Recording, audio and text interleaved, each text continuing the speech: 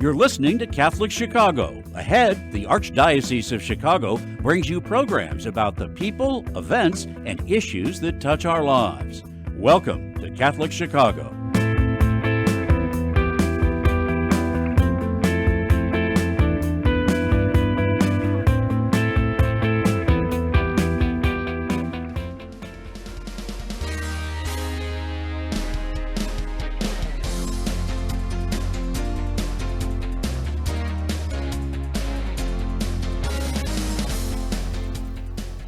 Good afternoon, good morning, whenever you're listening to this or watching this. My name is Joyce Duriga. I'm editor of the Chicago Catholic newspaper, and this is Beyond the Headlines, where we take a closer look at the news making the headlines in the Chicago Catholic and also the people behind the news. And today we have as our special guest, Sister Donna Liette. She's the Family Forward Program Director at Precious Blood Ministry of Reconciliation in Back of the Yards. And today we're talking about the homicide prayer vigils that she helped bring about in Chicago, where a group of women religious and lay supporters gather once the last Saturday of the month, every month at a site where there was a homicide in Chicago to pray for the victims of gun violence, but also the families and the friends and everybody affected by gun violence. So welcome, Sister Donna. Thank you. It's good to be here and to tell this story. So let's just jump right in. So can you tell me how you came about putting these together and your experience with them in Dayton before you came to Chicago and kind of the whole purpose? Right. I think that this came to be about 25 years ago when two of our older sisters were listening to the news. And one of them said, "Isn't this terrible?" And the other sister said, "What's really terrible about this is that we're not doing anything about it." And so they got a group of sisters together and said, you know, we as Precious Blood sisters need to be where blood is being spilled out on our streets. And so they made a plan and they got the flyers ready and they began to say, let's every week, if there is a homicide, and we hope there won't be, but every week where there is a homicide in Dayton, Ohio, we will go to that site and we will gather persons around to pray at that site, to just say, let not this blood be shed in vain. And so it began to start out small, but it got bigger and bigger as Precious Blood sisters, other sisters in the community, Precious Blood priests, Precious Blood brothers, our friends, our communities, our churches began to gather at the site. And then families started coming and neighbors started coming. And so it began to be a rather large gathering of persons almost every week. And then we would pray for all of those persons whose lives had been harmed, or people, especially the families who needed our prayer. So it was a very short time, about a half an hour prayer service. And then we would go back and remember those persons throughout the month. And you started it here in about 2018, right? Can you tell me about that? Yes. So then there were two sisters at CTU, Catholic Theological Union, that had a field experience, and they were working here at Precious Blood Ministry of Reconciliation, and they wanted a project. And so we had been talking about this for really years, of what we should do about all the bloodshed that's being done and poured out here in the city of Chicago. And so these two sisters, one a Precious Blood sister and one a Presentation sister, worked out a plan. So very different from Dayton, Ohio, we have not only one homicide a week, but we have many homicides a month, unfortunately. And so we began then, as in Dayton, Ohio, we began to gather on the street corners where blood had been poured out. And Father Kelly and myself pick out the site where we will be that month. And then it's put out on the email to all the sisters and our friends and whomever sees the message, and it is growing quite a bit.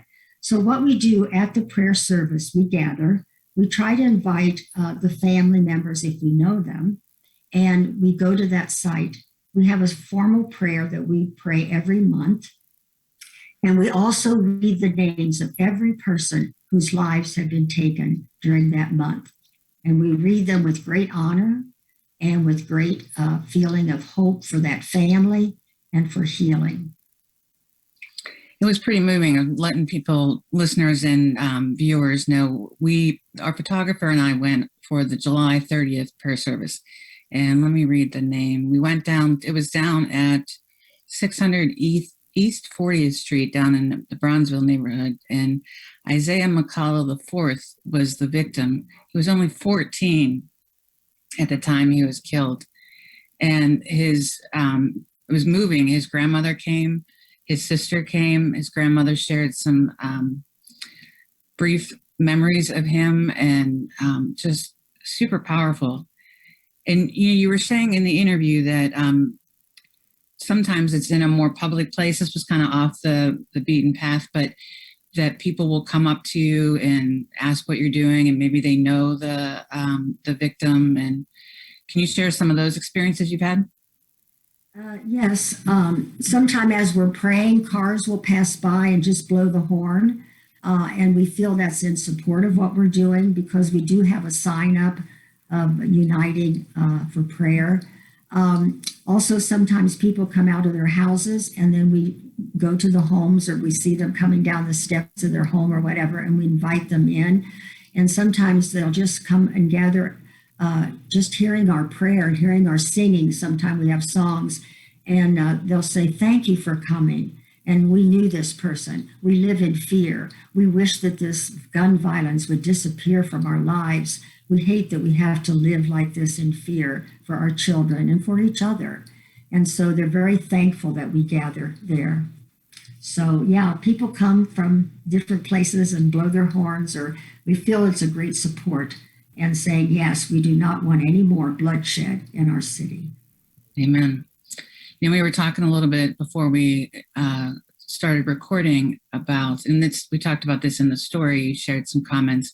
We can get into what you do and all the great work at Precious Blood Ministry of Reconciliation down in back of the yards. But you had mentioned that you feel that there's a need to also recognize the other victims that come, maybe the people who are paralyzed, you said, and maybe who have mental illness now because of the trauma of a shooting, and the family members and how they're all affected. So if you want to talk about that. Yes, that's really come much more strongly to me in the past year or so, because I know that we really, reach out to those families who's lost their sons or their daughters or their fathers or whomever to gun violence. But more and more, as mothers and families come to us here at Precious Blood Ministry of Reconciliation, there's the call to reach out also to us, because we have a son now paralyzed. We have a son now that has a permanent colostomy. We now have a daughter who is just fearful of ever stepping outside again because she's been so traumatized by being shot at. And so I'm beginning to realize that families need also a time to have prayer and healing for those family members who have also been harmed. Their lives have not been taken, but in a way they also are, their lives have definitely been drastically changed. And not only their lives, but the whole family. We have one mother now whose son was shot and paralyzed. And because at their home they have steps, so he cannot go up the steps, of course. And so he has to come into a basement door. So he has to be in the basement of their home. So the mother had to move down into the basement also to care for him.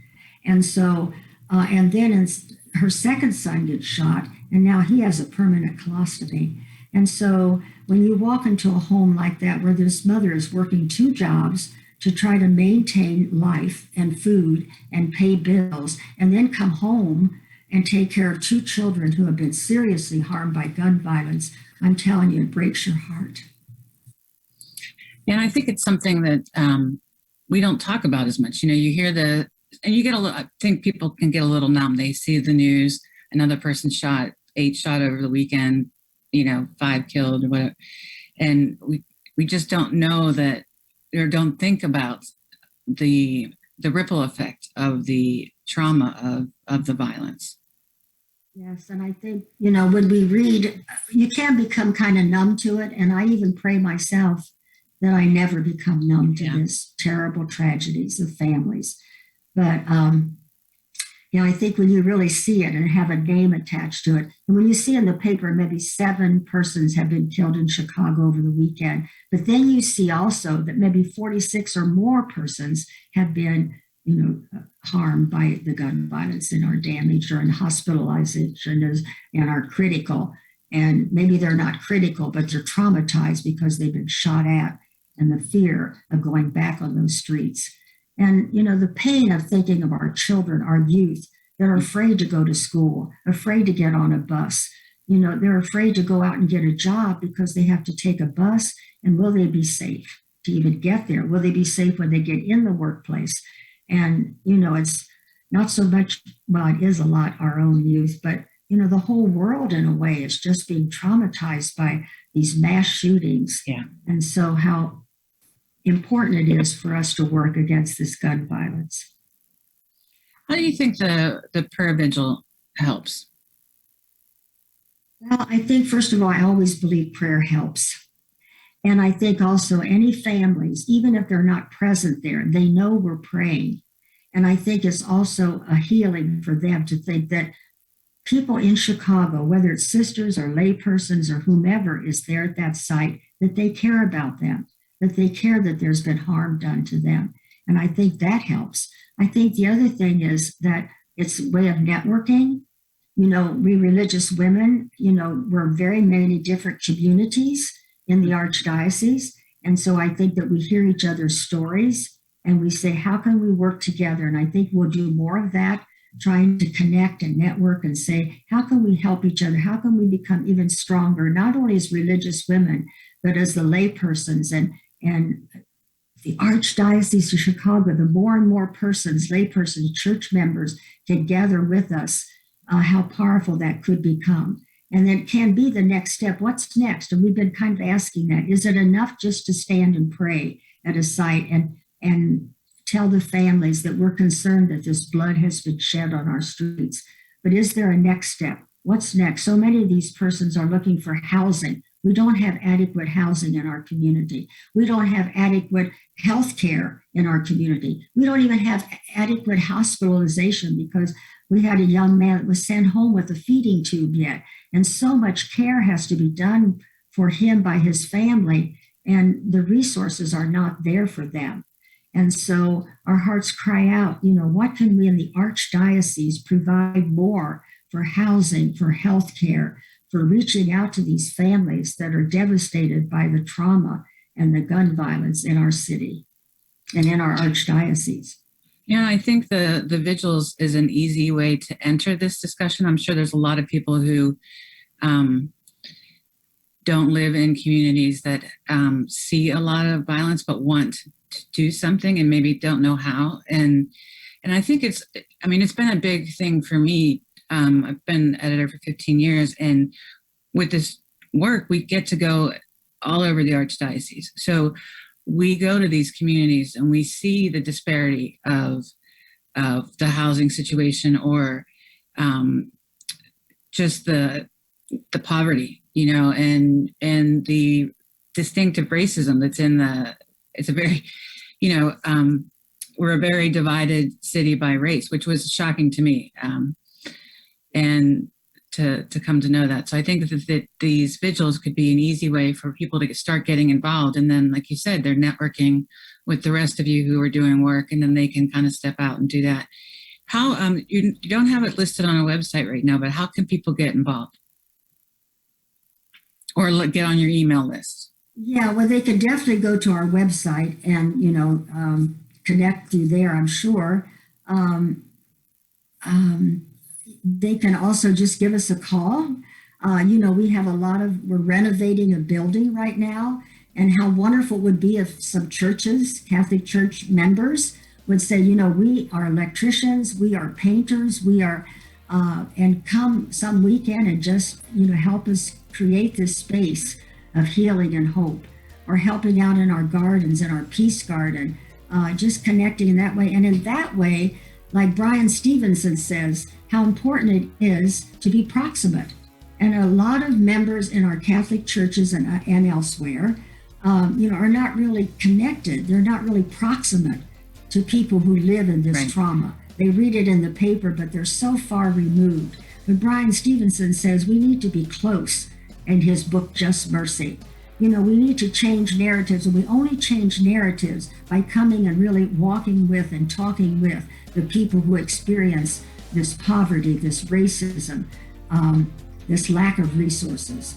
And then, we need to do hard stuff. This is hard work, but it's beautiful work. And it's work that the more we work together as an archdiocese, as Catholic churches and beyond, our friends, our families, really coming in and being a power, a positive power to bring hope and healing to the people of these communities who are so marginalized and so forgotten. And especially by our archdiocese, it would be sad to think that our archdiocese are forgetting about the people on our south side. We have to take a quick break. This is Beyond the Headlines. My name is Joyce Duriga, and our guest today is Sister Donna Liette, and we'll be right back.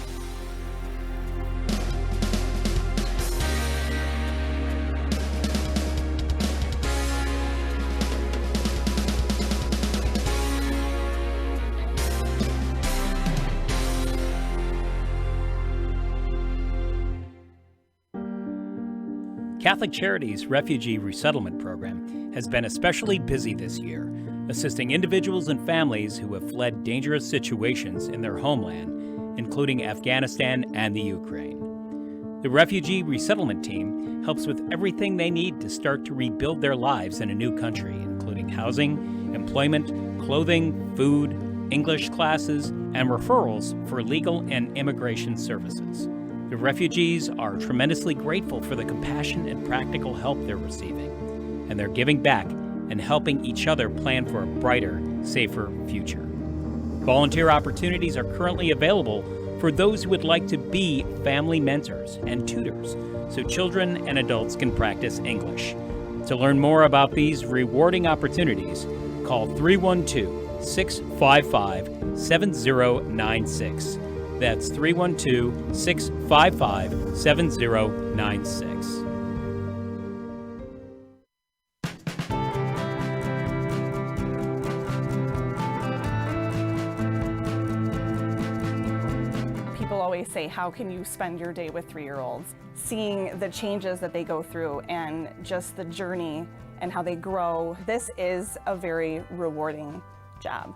Even though at the end of the day, we're not the highest paid people on earth. And when I have a parent contact me and say, my child loves school, that to me, I'm setting that foundation for their love of learning. Because really, you are changing lives. You are molding lives. Shape the next generation of leaders. Teach. Apply today at archchicago.org/schooljobs.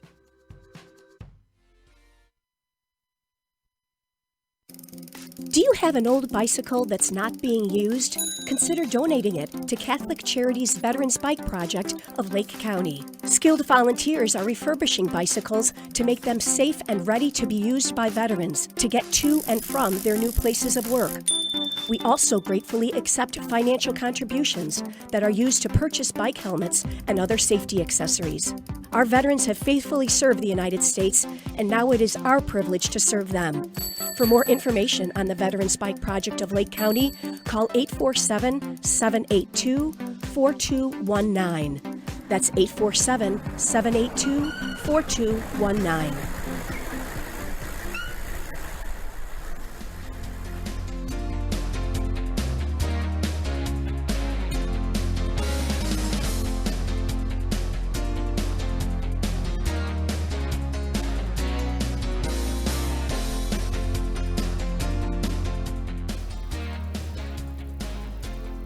Welcome back to Beyond the Headlines. My name is Joyce Duriga, and today we're talking to Sister Donna Liette from the Precious Blood Ministry of Reconciliation about the Chicago homicide vigils. They're monthly prayer vigils where a group of women religious and their supporters pray at the site of a recent homicide. And if you want to get information, they have a Facebook page. It's, I just looked it up. It is Chicago homicide vigils, and you can find out the monthly locations of all the prayer services. You can join them and do your part to pray for peace in Chicago. Real quick, before we talk to Sister Donna a little bit more, I wanted to plug some things in the newspaper. You can check us out online at chicagocatholic.com. You can also follow us on social media. We have a free email newsletter that goes out a couple times a week. And in kind of dovetailing into this, we have this story in the most recent issue, and we also recently did a story about the support of the Divine Word missionaries in the Bronzeville community, where this recent vigil was located. They've since, back in the time, right, not too long after Father Tolton died, Venerable Augustus Tolton, they've been ministering to the historically Black churches in the city of Chicago. So that's a really nice and positive story. Also, again, the gun violence thing is just everywhere. The Immaculate Conception St. James Parish in Highland Park recently held a listening session where people could come and pray with clergy and share about their experiences with the mass shooting on the 4th of July and hopefully find some spiritual healing. So, Sister Donna, we've got about 5-6 minutes left. If people, I would really like people to know more about Precious Blood Ministry of Reconciliation. You've got a ton of programs. You're in back of the yards. You do. Can you kind of give them an intro? If you can, I mean, you probably can't do that in 6 minutes, but you know. Oh, well, I'll try my best. Father Kelly would probably do better at this, but I'll try. Anyhow, we are a restorative justice hub, and really that's one of the ways that it's also connected with the vigils, because we feel that we want to be present to both victim and perpetrator, and that much of our work is trying to bring peace through circle work, restorative justice work, to restore relationships so that persons who have been harmed can know that someone is accountable for that harm and can be present in that conversation. Perhaps, I know when lives are taken, that's much more difficult, but when some lesser crimes, we try to bring people together to talk about the harm that's been caused. But anyhow, at Precious Blood Ministry of Reconciliation, one of the restorative justice hubs in Chicago, we first of all worked with youth, young juveniles, who were trying to keep them out of being involved in crime or being harmed. And then we tried to provide a safe place. So we had the St. John of God church school, which had closed. And so we had that building owned by the Archdiocese, and we worked out of there. But when I came, I began to say, where are the mothers? Where are the women? And so now we have 3 homes for women. One houses women who've been in prison quite a lengthy time. Another one houses 2 families, and the mothers are in career program. And the other one is actually our offices that we do a lot of grief counseling and presence to women. We also have a workforce program where we design shirts, silk screening. We do woodworking. We do our talking pieces for our circles. We do a lot of art because we believe art is really a therapy. We have an education lab with Sister Janet, a Franciscan sister, who is also very active in our homicide vigils, and she does an excellent job with helping men and women get their high school diplomas. So we have mentoring, we have case management, we have a beautiful vegetable garden that Sister Carolyn, a Precious Blood sister, and Mary Harkenreiter from St. Barnabas Church, the 2 of them, along with other volunteers and workers, develops a beautiful vegetable garden. And just this week, I've been taking vegetables to homes where mothers have experienced the loss of their children. And it's just such a joy to take them these fresh vegetables from the love of Carolyn and Mary and their team. So that's just one of the many things that we do at Precious Blood Ministry of Reconciliation. We now have a food truck, so we go out into the community with our Just Peace program and deliver sandwiches and try to bring hope and healing to the community. We also do a lot of circle training so that many others throughout the United States and beyond can learn to use the circle process, a way of restoring relationships and bringing people restorative justice.